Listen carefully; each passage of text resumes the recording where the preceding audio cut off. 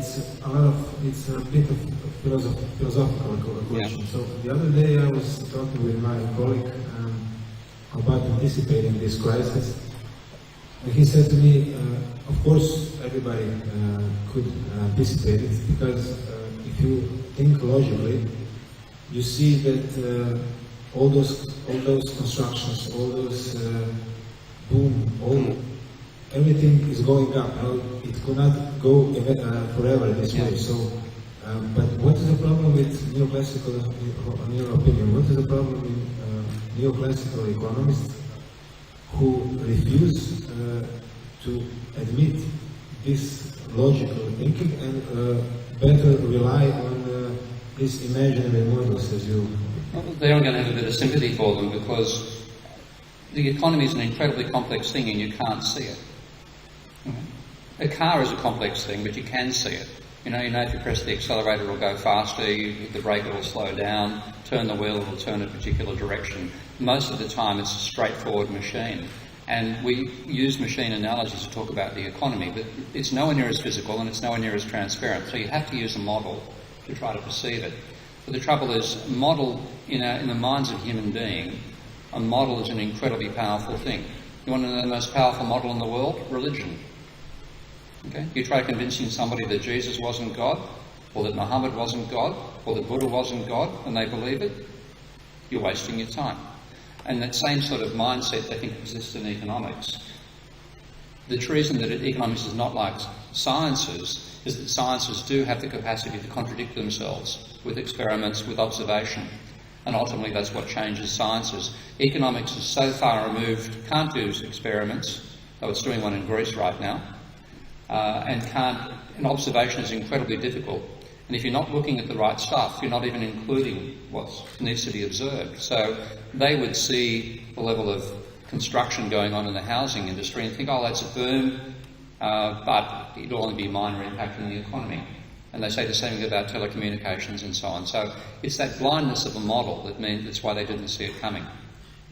Somewhere you wrote that neoclassical economists is not just false, but they're dangerous. So can you a bit explain? Yeah. Oh, well, if you have a theory which tells you there's nothing to worry about with the financial system, you've got a problem. Because every major crisis we've had in capitalism has been a financial crisis. There hasn't been a wages crisis. There hasn't been a resources crisis in capitalism until now. We're going to go through one of those shortly. But so the crises we've had have all come from the financial sector. And there's a very good book by an ex-banker in America who's now become a philanthropist and a campaigner on debt called Richard Vague. His book is called Becoming Economic Disaster, or Next Economic Disaster. And he has done a very methodical banker-like study and looked back and said, how many crises have there been in the last 1.5 centuries? I think he found about 45. And he said every one of those 45 crises was preceded by private debt exceeding 1.5 times GDP and growing by 20% of GDP over a 5-year period, or growing by more than that over a shorter period. And so he said every last crisis is a financial crisis. So if you have a theory that says don't worry about the financial sector in macroeconomics, that's a dangerous theory. So this is what it says here, stability is destabilizing. Yeah, I want to show off my t-shirt, same front. This is the Minsky software, by the way. You can download it from SourceForge, and that model I showed you is run in Minsky software, which is open source. It also accepts donations. Just one question before the audience. You talk a lot about the private debt. So what is exactly the role of private debt in today's capitalism, and what is precisely the role of money in debt? Well, there's two ways you can create money, looking just at the domestic economy. The government can run a deficit. So the government spends more on taxation and it takes back in taxation. It's actually injecting money into bank accounts and expanding the money supply. And the other way is banks can lend out more than they get back in repayments. Now, because governments have been obsessed by neoclassical thinking and also by the household analogy saying you shouldn't spend more than you earn, they've tried to run balanced budgets. So for the last 30 or 40 years, pretty much the private debt system has been the only way to increase the money supply. Now somebody asked me, is private debt good or bad once? And I said yes. Okay. The answer is it's good because you need a growing amount of money for a growing economy. It's bad because if it grows too much, you can have a crisis, which is what we've been through. And you have to write private debt off, which we don't do. We try to preserve the debt rather than abolishing it. So its role is expanding the money supply. And its role should be financing entrepreneurs, the Elon Musks of the world. Instead, they tend to finance the Ponzi schemes, and they give us bubbles and booms and busts. So it's an essential part of a capitalist economy, but we have a misunderstanding of how it behaves, and we ultimately let them take over. If I can quote from Marx on this front, at one stage Marx had a wonderful, I think it's in the 3rd volume of Capital, where he said, talk about centralisation. The moneylenders and usurers and hangers around who surround them constitute an enormous bunch of parasites on this roving it's called the roving cavaliers of credit, know nothing about capitalism and should have nothing to do with it. But the reality is rising debt ultimately means they can take over the capitalist system, and they're the ones who crash it. They're far more dangerous than any socialist revolutionary ever was. Thank you. So now the most exciting part, questions from the audience. Yes? Got a microphone coming. Thanks. My question is actually related to the last question that you asked from Professor Keane. How does your work relate to Baron and Sweezy's Monopoly Capitalism book, where he actually says the reason why we need debt is because there isn't enough demand for the production? And as far as I remember, in the last chapter of your book, Debunking Economics, you seem to say something similar when you have this graph that in America and USA there would not have been growth since I think the 70s had there not been debt. Yeah, and that's a well-phrased question, because I'm a critic of Sweezy more than of Baran and Sweezy. In general, I think Sweezy preserved the labour theory of value when it was clearly wrong. But the Baran-Sweezy book is a good book on monopoly capital. Generally speaking, I'd say Baran and Sweezy saw a tendency towards stagnation as being the nature of capitalism. I don't think it has that tendency. But capitalism, to finance a boom, you have to borrow the money for the investment. And so that boom is generated by debt. And rising debt, if we didn't have the ecological crisis, which of course we have, then rising private debt would be part of every boom. And the best argument is this actually made by Schumpeter in the theory of economic development, where he says that what the banks should do, he actually says they do it, it's not what they do, it's what they should do. He says banks give money to people who have good ideas but no money. So Schumpeter's vision of an entrepreneur is somebody who has a good idea but no money. And therefore banks lend them the money so the idea can be put into reality, which causes a debt bubble and then a slump afterwards, which he called a depression in that book, we'd call it a recession. So it's a complex answer to a good question, but I think I agree that debt is needed. The problem with the post-70 period is that we had almost all the finance was going into speculative bubbles, driving up asset prices, rather than funding entrepreneurs, as Sweezy argued about it, and that generated a false form of demand. If we hadn't had that, we would have had a crisis back in the 80s, late 80s, and that would have been a more realistic one than the one we're going through, and a smaller one as well. Okay, thank you. Next question. Shall we start?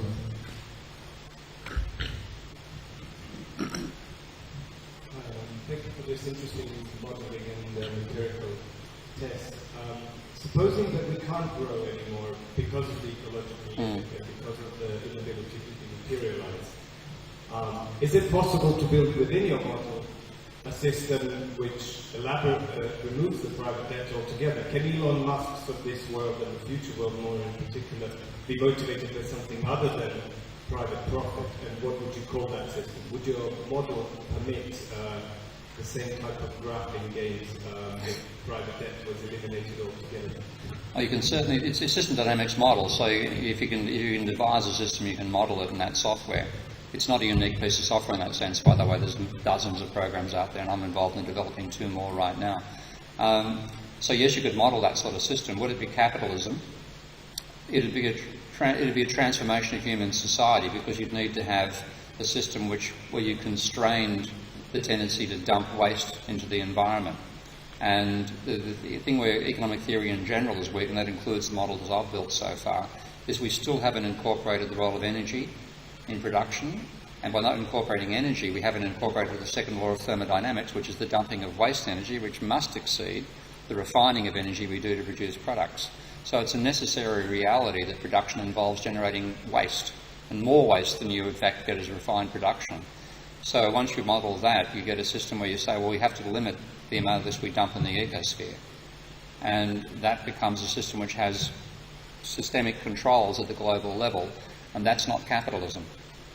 So, you'd have to design a very, very different system. And the great danger of a capitalist system is one that a good friend of mine, who is also a capitalist, used to say, is that his entire business was built around privatising his profits and socialising his losses.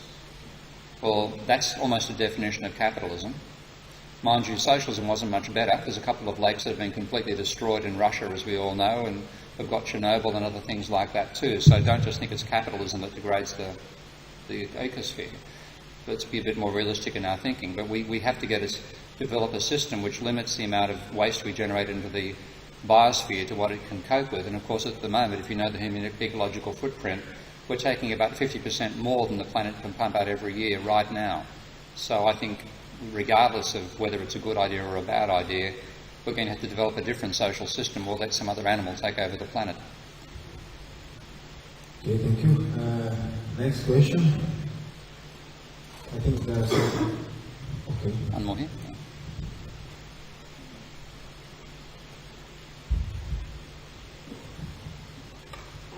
I'd like to just know, what do you see the role of the general population in the whole story? Because I feel kind of that we've let the experts deal with the situation for far too long. We all use money. Everyone uses money, but we don't really know very much about money. And I think oftentimes regular people just come to a wall when they start thinking about economics, and it doesn't really fit into their standard idea of their own small kind of household economics, so to say. So then when they come to this kind of wall and think, oh, this must be so complicated, I don't understand it, I'll let the experts worry about this. Because I think if you say to anyone that this whole crisis happened because we ran out of money, nobody's talking about we ran out of, as you said, we ran out of resources. We didn't run out of oil, we didn't run out of wood, stone, water, human resources, people. This happened because we ran out of money. We didn't run out of money, we ran out of too much debt. Exactly, or we ran out of money in terms of what we can finance because we have to repay the debt. So we can't. Everyone says that there's no jobs. That's not true, really, because there is work to do. There's many unemployed people. We have resources to do it. We can't do it because we can't pay the people to do it. Yeah, the money's not in the hands where we want it to be. There's a lack of money. I mean, that's why I argue what we could do is campaign for the debt jubilee. I mean, we had a debt jubilee in 2000, which Ann Pettifor was a major factor in, which was writing off the debt of the 100 poorest countries in the world, immensely successful in reducing the debt. That clearly hasn't solved all their problems, but it occurred. So we need a modern debt jubilee, and we campaign for that. And that then, if you reduce the level of debt, one thing which comes out of my modelling there is there's a direct relationship between the level of debt and inequality. I'm going to have to argue this in an academic way, but even though in my model capitalists are the ones who borrow the money, workers are the ones who pay for it through a smaller income share. So reducing debt reduces inequality as well, and to reduce asset valuations, reduce house prices, etc., etc. So there's a way in which it benefits people to do it, but it involves organising and saying we have to abolish that debt. So that's part of what we can do. Also, you made a very important point about relying upon experts. We rely upon experts in global warming, and they know what they're talking about, and the reason why we're stuffing up the planet is the authorities are ignoring them. But in the case of economics, we think economists are experts on the economy. No, they're not. They're experts on an obscure model of the economy from the 19th century using defunct physical mathematics that didn't work at the time and has been elaborated upon and made more complicated, but completely ignores the real nature of the economy. So most of the time I say trust the experts. In this case, economists are not experts. So it's time for the public to realise that and take over the profession from them. Yeah, sorry, exactly. That's the point I wanted to make. Do you see the public getting involved, and do you have any sort of advice or any idea on how to involve the public? Well, the public got involved in the Occupy movement. That's pretty much petered out. There's still some protest groups around. What I'm really doing is campaigning on economics and reforming economics, and that's support to get that reform would be fantastic. And the things like the Rethinking Economics movement, which students started, that's a fantastic step in that right direction. At the same time, the business sector, the non-financial business sector, would gain a lot out of realising they'll let the financial sector take over. So I'm hoping to get alliances with industrial business, actual entrepreneurs rather than the financial side. And there's a handful of people in finance who know what they're talking about, understand what I'm talking about as well, and in fact help me out in various ways. So there are ways the public can get involved at that level, but the main thing is if we reform how we think about the economy and realise we don't have an expertise, we need to develop, in a sense, a non-ideological model of the economy, because ideology, it doesn't matter if you're left or right if you're wrong, okay? Ultimately you'll stuff up. And so we need to have an accurate analysis of capitalism to understand it, and to realise we haven't got that, and we need to build it as a way of understanding a complex system. That's probably a major contribution the public can make in supporting movements like Rethinking Economics and what I'm doing at Kingston, and there are a handful of other universities doing it. Okay, thank you. Next question.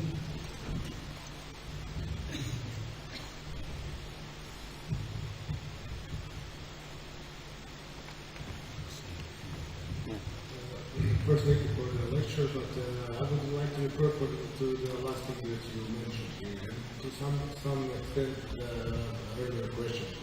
Even if we could imagine a world in which, after the Jubilee and so on, you manage to reform the financial system to achieve some form of mixed economy, which would be capitalist, but not really in the extent that it is today. For example, maybe the banking system should be socialized in some way or something like that, so it could be regulated and controlled, so things wouldn't happen like this. But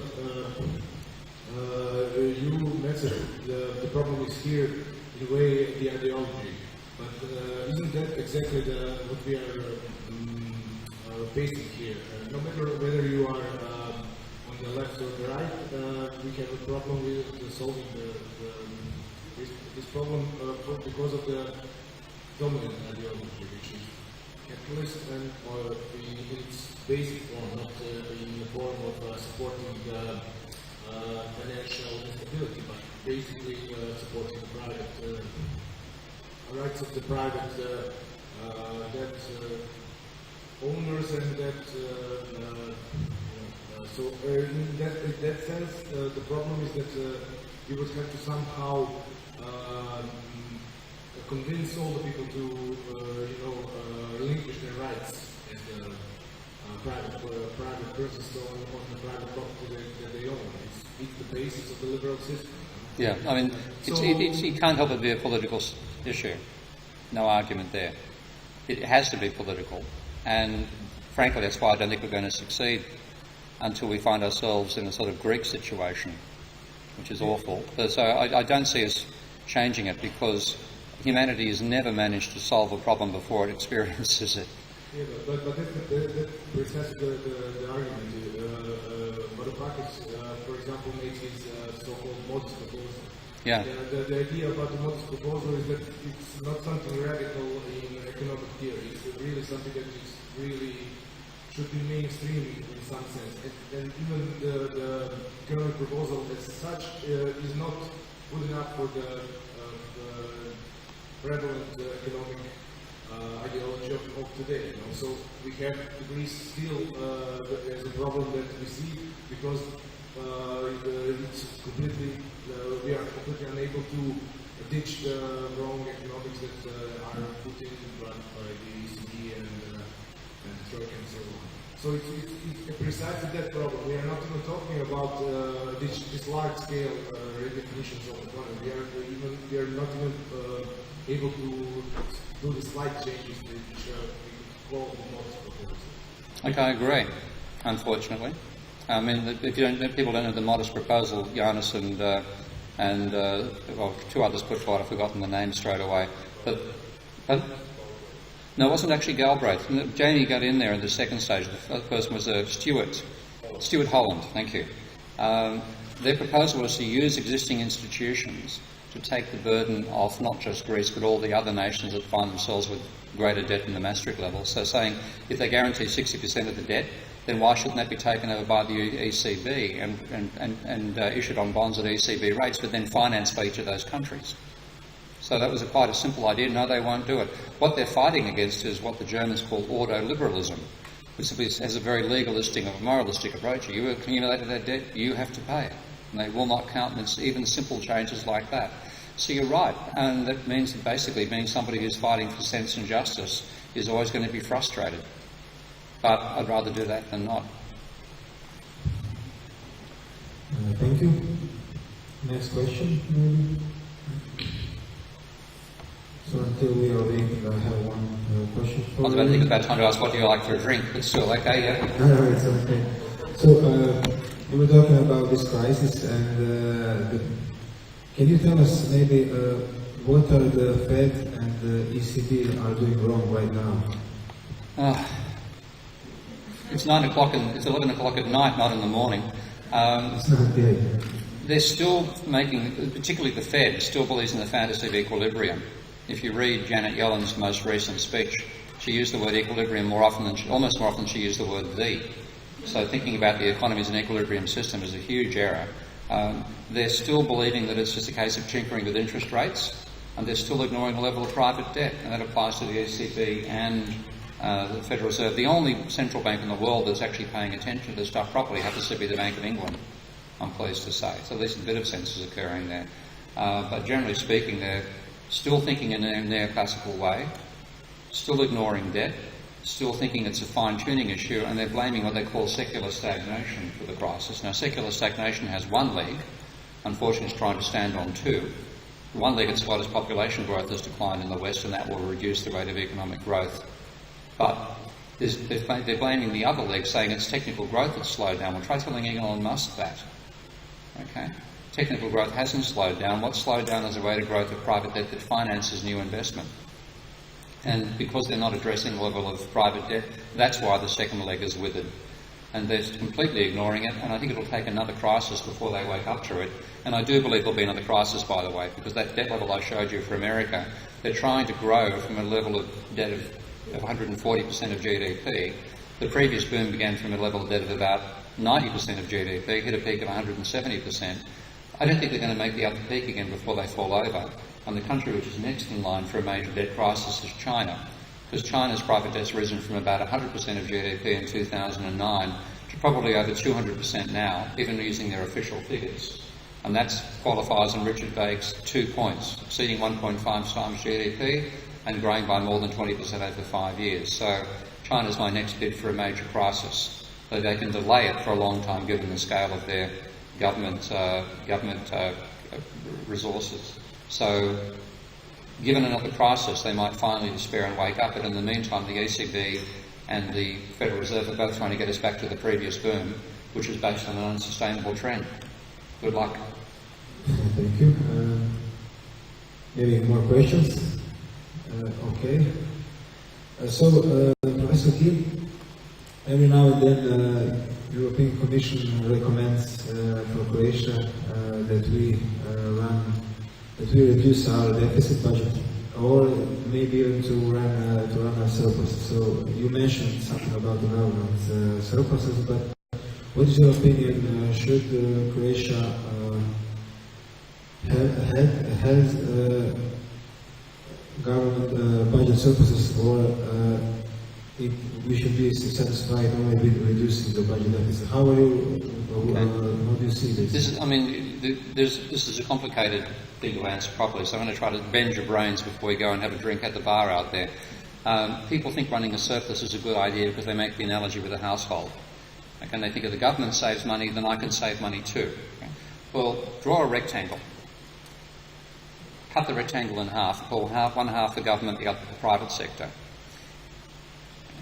If the government's going to run a surplus, that means its taxation, which it imposes upon the private box, has to be less than what it spends into the private box. So taxation has to exceed government spending.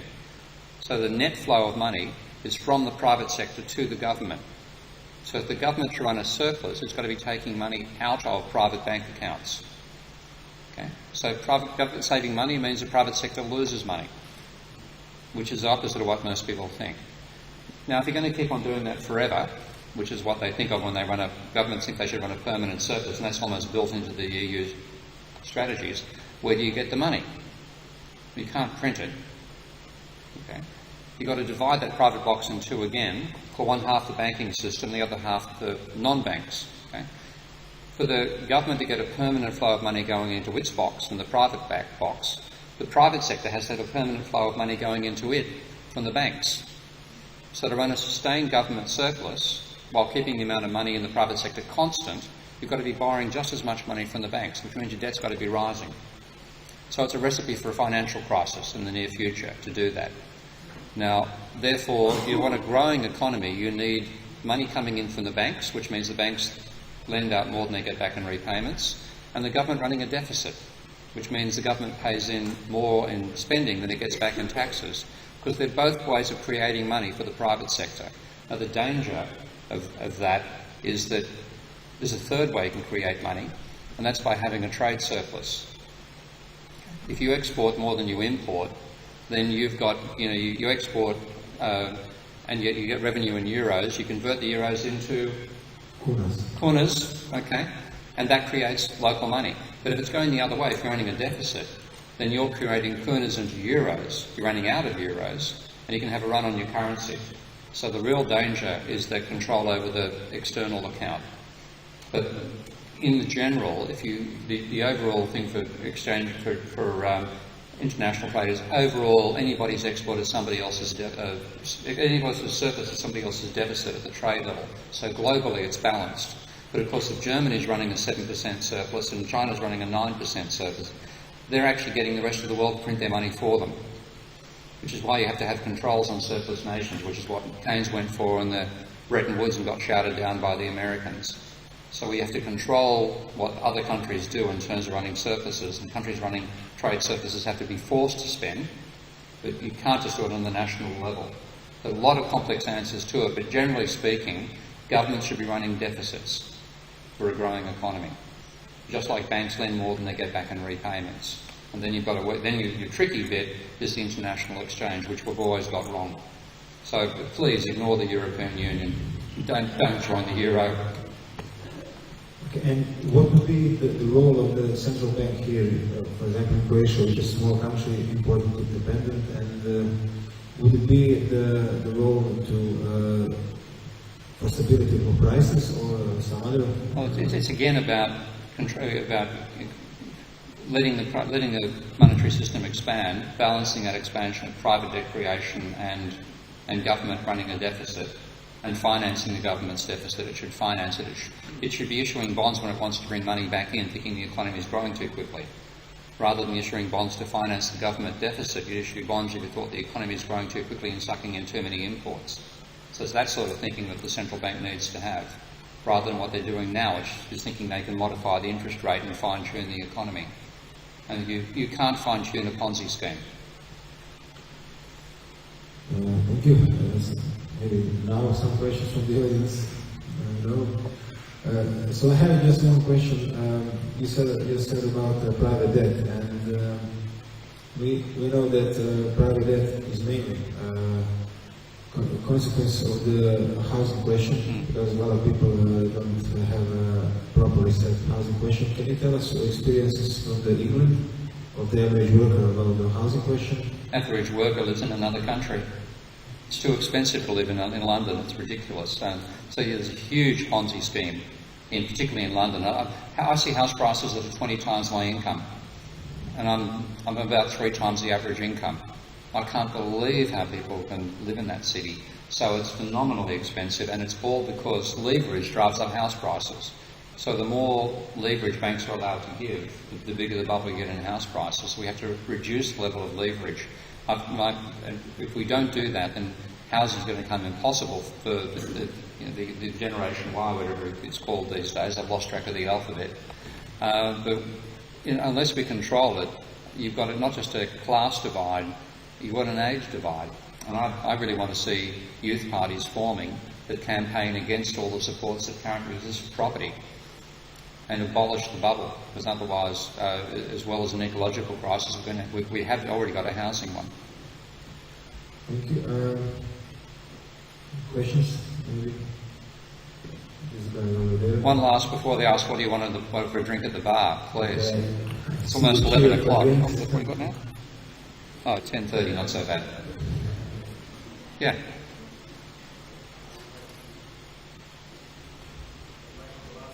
Okay, it's not on.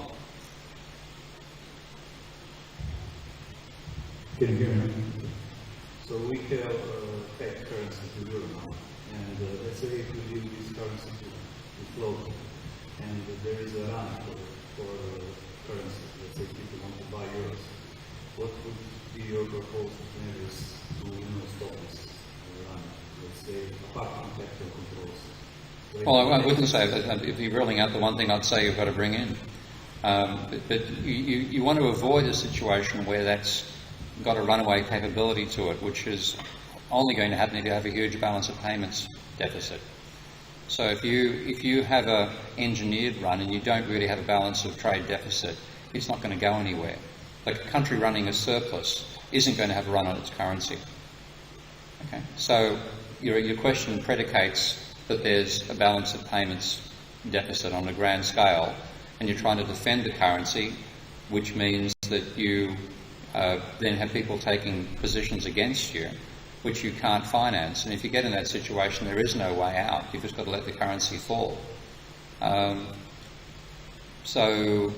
if you have that situation going, the one time it's happened and it's been effectively blocked was in the case of Malaysia during the Asian crisis in '97, and every other country let its currency float. Now, in that case, for Indonesia, the rupiah went from 2,500 rupiah to the dollar to 17,000 rupiah to the dollar in 10 days. Okay?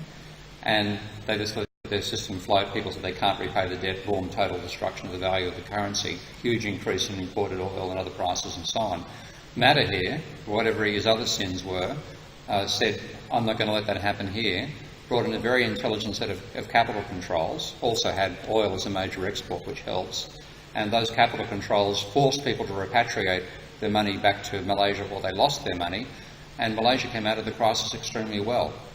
So I think ultimately an intelligent form of capital controls and addressing your trade, your balance of payments deficit, those are what you have to do in that situation.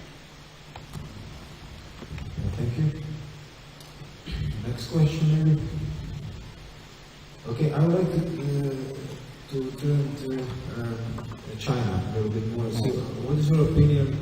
So, China is buying the US debt through bonds, and what's your opinion about this dynamic, China versus US interests? China's an incredibly intelligent industrialization program. I was in China in 1980, 81, 82, taking a group of journalists to meet Chinese journalists. We did a tour of industry in China as well, went to Shanghai, Sichuan, and the Shenzhen Free Trade Zone. It was an incredibly illuminating experience.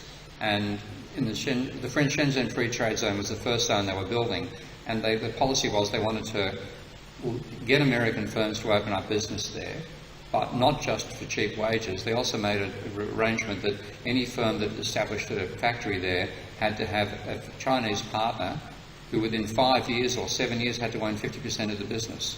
So they weren't just getting employment for labour using cheap wages, they were also building a capitalist class.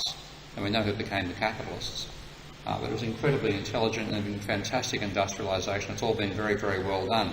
Part of that involves making sure you don't have appreciation of the currency against the dollar. And that's why they're buying American bonds. Because when they've got exporters making a huge surplus, they bring in dollars, they bring to the central bank converts those into renminbi, and they can then spend that in the economy. If that was allowed to happen whole as follows, there'd be a huge increase in the money supply, and that would have an effect on revaluing the renminbi as well. So they buy American bonds with it. They neutralise the impact on their currency. That's why they're doing it.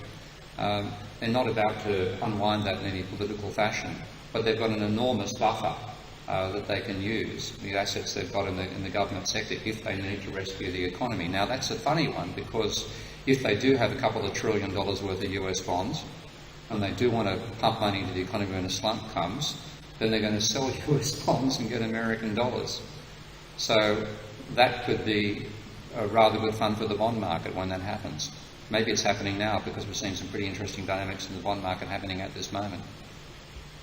Okay, so you think that maybe a potential clash between China and US? China's going to have a crash. I mean, given the data that Richard's identified, that I've seen as well from the Bank of International Settlements, and the models that I've got and Richard's data on the empirical relationship, it's got to have a crash. Japan had its crash about 4 or 5 years before its debt level peaked at 225% of GDP. China's currently, I would guess, I haven't seen the most recent data, is probably beyond 200% and still growing, and they're still trying to maintain it. You can't keep on making money in that system. It's just accumulating Ponzi debts. But at some stage they've got to roll over. When they do, then there'll be a crunch. What happens after that comes down to the Chinese Politburo, and I frankly regard the Chinese Politburo as far more intelligent than the American Congress. So they might do better stuff than they did in America, and certainly better than done in Europe, or you might as well have, if you blew your brains out, you'd make better decisions than Europe's making. So I think they'll handle it better, but they're going to have a crisis. Of course, do you think that this crisis will affect the whole world? Well, now it will, because China is now the world's second largest economy. So suddenly the demand that they have for industrial goods from Germany will evaporate. The demand that they have for coal and iron ore from Australia will evaporate. So it's got to feed through to the rest of the economy. And the intermediate goods they buy from America will also go. Mind you, they'll also want to sell many more exports at the same time, so there'll be a deflationary shock coming out of that too. So all good fun and games. Chris, to me, one question about the... Stop asking questions. Okay, we have 2 questions from the audience. Then I'll shut up one more after that, yeah. I will say... Down the front here. 3 questions, right? 1, 2, 3. Okay. Okay, yeah. only 2.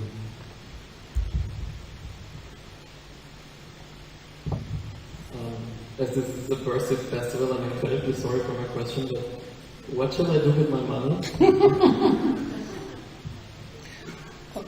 There's two. The main thing you've got to worry about in a situation like now is money preservation. I mean, the scale of the bubble that's happened in asset markets took me by surprise. Okay, but at the same time, you look at QE. That's really all it's done is pump up the asset markets. So the stock market's tripled in the last 5 years.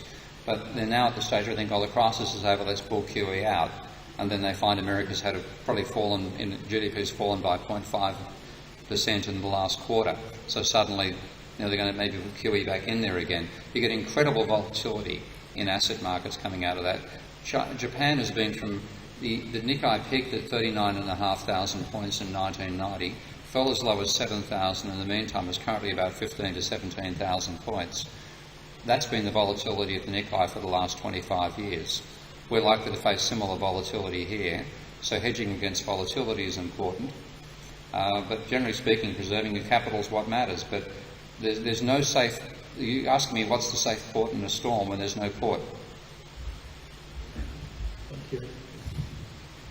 Okay, thank you. We have one question over there. I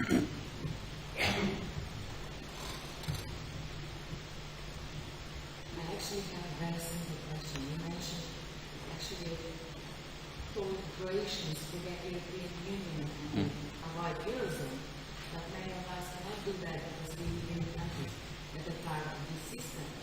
But what exactly should Europe would do that it doesn't do now to reverse the trend clearly? You just mentioned Greece. In Greece, it's got to write off a lot of the government debt.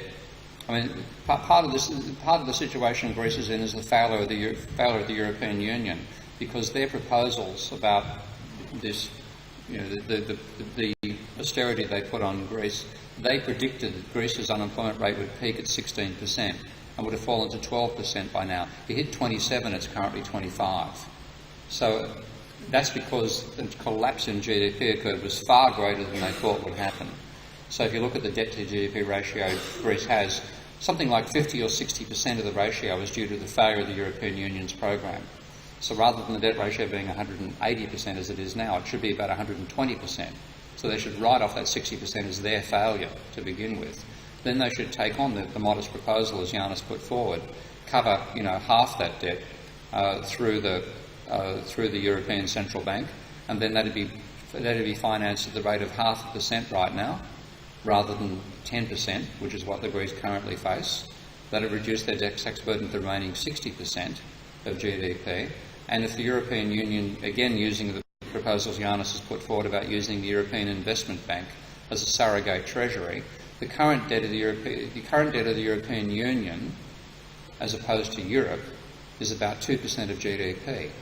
But that's pretty much the accumulated cost of running Brussels. Okay? So there's enormous capacity for them to have a debt-financed European bond-issued redistribution program, effectively running the type of infrastructural developments that America also doesn't do, but can do automatically out of its treasury. So you could use the European Investment Bank to generate the economic growth that's not occurring elsewhere from the private sector, and start reducing private debt. And again, the private, I haven't shown the Greek data here, but I could show it. And the Greek data, the same story applies. The reason the Greeks are in a slump is private sector deleveraging. So again, it's a private debt crisis. The public debt's been written over the top of it. So they could write off 60% because it's their fault of government debt in Greece, take another 60% on board as the Maastricht Treaty limit and finance that with European bonds. That would reduce Greece's effective debt burden from currently 180% of GDP to 60% of GDP. And then at that level, Greece would actually be almost viable. So it's possible to reverse within the current institutions of Greece. But what you've got to break is the power of ordo-liberalism in Germany. And I'm afraid that's pretty buzz. Well, I'm about to make a very 1940s reference to what it's like. I won't do that. But, Greece is destroying Europe this time round almost as effectively as it did last time. Thank you. So you mentioned here Greece. What is your opinion about Spain and the situation in Spain? Considering Spain. This is one of the classic. If the Germans were right about Greece, then Spain would be in a fantastic shape right now, because Spain did everything right. Spain was about the only country in the euro that actually qualified to be in the euro. It had a public debt level of less than 60% of GDP when the euro began. It was running deficits of below 3%. It was actually running surpluses for a fair bit of the mid-2000s, and its government debt fell from 2000 to 2007. It did everything right, according to the Maastricht Treaty. Of course, at the same time, it had an enormous private debt bubble, which is why it could do everything right, according to the Maastricht Treaty. Private debt in Spain, I think, hit 240% of GDP, a gigantic housing bubble, which is why the government had so much revenue coming in and running a surplus. So, by ignoring that, they ignored the real causes. Now, of course, when that private debt fell, we had an enormous private debt slump in Spain. That's what's causing its current crisis. So Spain is a classic instance of saying every rule that was set to control the euro was the wrong rule. So Spain, to me, is a classic case of the failure of the philosophy of neoclassical economics and the euro in general. I've almost forgotten the question. It's getting a bit late in the day. Because of the political situation, considering the elections, do you think that it will be much more possible? Well, see, Spain is the great problem with Greece, and Yanis and Jamie are very conscious of this, is that Greece is just too small. Greece is not a viable economy in its own right by any stretch of imagination, whereas Spain is pretty much viable in its own right. Spain, if it decided to break away from the euro, could do it. And equally, of course, so could France if Le Pen becomes the ruler there. When the odds are pretty good, that's going to happen. So Greece is not a credible threat to the euro, but Spain and France are. And I don't know that Podemos is going to win the election, that some of the vibers are going to go in the opposite way. But if they were confronted with the same sort of policies that the European Union is putting towards Greece, Spain would be in a position to say, no, we're bringing in, was it the peseta? Again, bring their own currency back. They could do it. I think so.